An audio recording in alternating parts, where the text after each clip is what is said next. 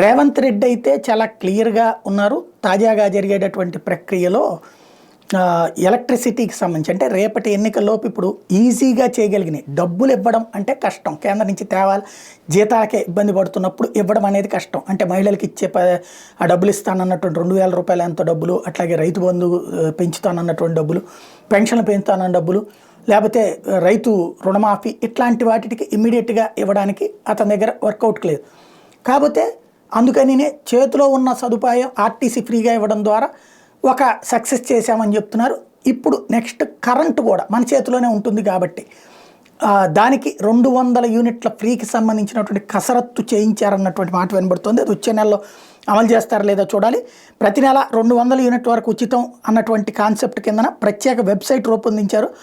లబ్ధిదారులు current connection వివరాలు సేకరిస్తారట. ఆన్లైన్లో నమోదు చేసుకునేందుకు వెబ్సైట్ ఏర్పాటు చేస్తారట. దాని ద్వారా చూస్తే 1,05,00,000 మంది లబ్ధిదారులు ఉంటారని అంచనా వేస్తున్నారు.